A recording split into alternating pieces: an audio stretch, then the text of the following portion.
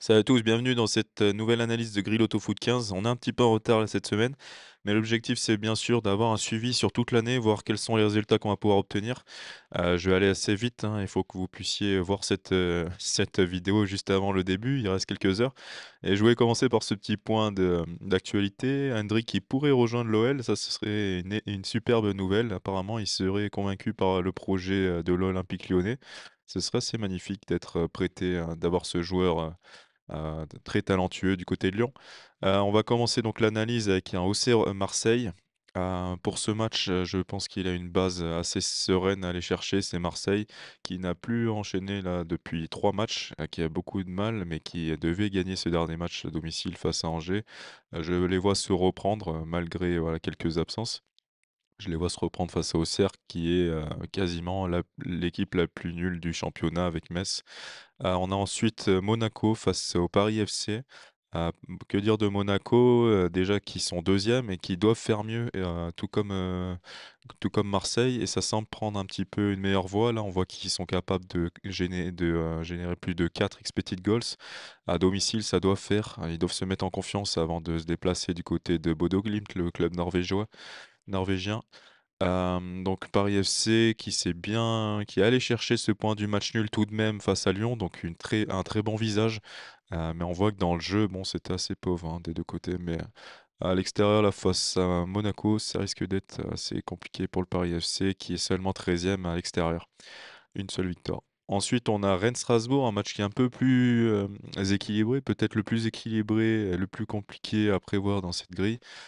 J'envisage du coup de prendre, une petite prise de risque en faisant un double, car, c'est sûr que c'est le type de match, qu'on a du mal à jauger. Mais je pense qu'au Rosen Park, encore une fois, les Rennais ont un petit avantage. On voit qu'ils font beaucoup, beaucoup de matchs nuls. Je vais laisser la croix du match nul, mais je vais doubler avec Rennes. Parce que, je pense que, la grille et vu les dynamiques, forcément, on a envie de partir sur Strasbourg, c'est un petit peu la logique, et du coup, je vois une opportunité de faire une petite différence, sachant que je vois un petit peu plus, un petit avantage, Rennes à domicile. Donc pour moi, c'est assez cohérent. N'hésitez pas à me dire pour chacun des matchs, du coup, quels sont, vos pronostics, quels sont votre avis? Je répondrai à chacun des commentaires. On a ensuite Lens-Lorient. Lens qui s'envole ici à 80, étant donné que c'est une équipe qui joue plutôt bien à domicile. Moi, je partirais sur une surprise ici, étant donné qu'ils se sont totalement effondrés, je pense que c'est le mot, face à Metz. Quand on voit là les statistiques, je parle d'un effondrement, car, c'est une équipe, dont on n'attendait rien. C'est la première victoire de cette équipe de Metz dans cette première partie de saison, et elle a été, face à Lens, personne ne s'y attendait, hein, on l'évoquait justement dans la vidéo, et de l'autre côté, on a des Lorientais qui ont obtenu le point du match nul au PSG, même si c'était pas du tout mérité au vu des statistiques. Je pense que mentalement, ça fait énormément de bien ce type de match, où on est capable de prendre un point face au tenant en titre. Donc c'est pour ça que j'envisage de tripler, voire, pour, aller chercher cette surprise qui en serait donc, une très belle, dans cette grille. On a ensuite Toulouse qui reçoit Le Havre. Peut-être, moins de suspense dans ce match, même si, Le Havre est une bonne équipe de cette Ligue 1 cette saison. Je vois les Toulousains prendre les 3 points à domicile, être récompensés notamment de ces bonnes dernières performances. Il y a eu 2 victoires, il y a eu, une petite défaite, courte défaite face à Monaco, et face aux Rennais à domicile, c'était quand même, une bonne prestation, qui est encourageante. De son côté, Le Havre, a enchaîné aussi, des bonnes, prises de points, comptables. Mais par souci de croix, hein, je veux respecter le 3 double de triple, qui est notre format cette saison. Je vais partir sur Toulouse, qui est à domicile, et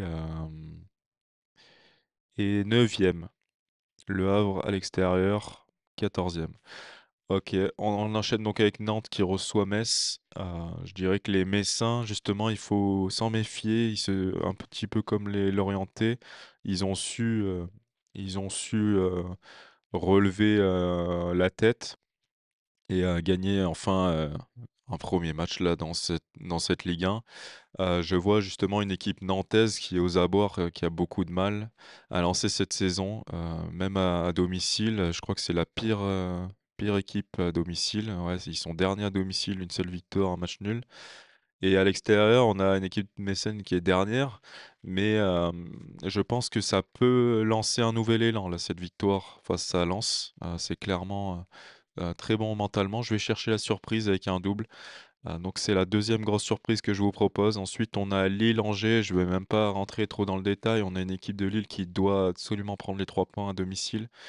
On rappelle que à domicile, ils sont seulement 7e, mais ils doivent, à tout prix raccrocher avec, les places du podium. Là, une victoire les ferait passer peut-être sur le podium ou en tout cas, les ramènerait dans la course. On a aussi, tu sais, un match plus partagé avec Lyon qui se déplace du côté de Brest. Cette équipe lyonnaise fait plaisir. On a été très surpris, bien sûr, de qu'ils se soient fait, qu'ils se soient, fait raccrocher dans ce match où il menait 3-0. Mais globalement, voilà, il y a une très bonne, dynamique, hein, dans cette équipe, lyonnaise. Un effectif qui est assez bien huilé, mené par, Paulo Fonseca là, qui fait bien le job. Du côté de Brest, c'est un petit peu plus mitigé. Le bilan, est moins bon, surtout par rapport à ce qu'ils ont pu présenter la saison précédente. Donc la dernière réception forcément était, un peu, un peu compliquée face au PSG. Je vais partir du coup sur la sérénité, lyonnaise avec une base à nouveau et on part en Ligue 2 avec Saint-Étienne qui se déplace côté de Red Star. Là je vois, une victoire de Saint-Étienne qui doit se reprendre, face à un Red Star qui est plutôt mauvais. C'est pas, une excellente, équipe, même s'ils sont 3e, voilà à domicile c'est 13e. C'est une équipe qui est première à l'extérieur, le Red Star, mais à domicile, ils peinent à enchaîner. Au contraire justement, Saint-Étienne est très bon à l'extérieur aussi, deuxième. Et puis, ils se sont bien relancés dans le dernier match, hein. Ils ont généré plus de 4 expected goals face à Pau, qui n'est pas du tout la dernière équipe du classement. Donc, je pars sur Saint-Étienne. Je les vois se reprendre après les deux contre-performances, hein, qu'ils ont pu faire, hein, sur les 3 derniers matchs. Ensuite, on a une Juventus qui se déplace côté de Cremonese. Là, pareil, c'est un peu comme Lille. Je vois vraiment une équipe de Juventus qui doit reprendre des points. Et face à Cremonese, qui est une équipe très limitée de la Serie A, ça devrait faire. Donc, je pars tout de suite sur une base et on peut enchaîner avec Milan AC qui reçoit l'AS Rome. Un match beaucoup plus difficile à pronostiquer. Mais du coup, je vais laisser un double et, peut-être à l'image de ce que j'ai pu dire face de Rennes, je vois une bonne opportunité ici de partir sur un double où on a une équipe de Rome qui est très séduisante. Donc lui, voilà, je vais retrouver avec Roma. Une équipe de Rome qui est très séduisante, hein, sur les 5 derniers matchs, ça a été, en leur faveur. Bon, il y a eu ce petit loupé face à l'Inter forcément, mais avec beaucoup de bonnes choses et beaucoup de volonté. Je dirais que cette équipe de Roma va continuer à jouer pour le podium. Je vois Milan un petit peu plus, dans la difficulté, notamment face à Atalanta qui n'est pas sur sa meilleure saison. Ça, c'était le dernier match de Milan, on a vu quand même les limites de cette équipe, qui a obtenu le point du match nul sans les statistiques, après avoir fait match nul face à Pisa à domicile. Voilà, je vois une équipe de Rome plus sereine, donc je vais tenter de faire la différence ici, sur un match qui est plutôt équilibré. Et du coup, partir sur 2 bases ici, Real Madrid-Barcelone, je vois pas du tout Valence ou Elche faire de surprise. N'hésitez pas à me dire dans les commentaires si pour vous, ça c'est un des matchs qui doivent être, couverts, pour aller chercher une grosse surprise, faire la différence dans ce pactole. Moi, je pense faire la différence plutôt sur Newcastle qui est en déplacement, du côté de West Ham. Parce que c'est vrai que si on analyse et qu'on reste factuel sur ces, 2 équipes, West Ham est totalement, à l'ouest là, dans ce championnat, 19e et dernier à domicile. 0 victoire. Mais justement, peut-être qu'il faut pas partir tout de suite sur une base de Newcastle. En tout cas, c'est comme ça qu'on va chercher une grosse surprise, hein.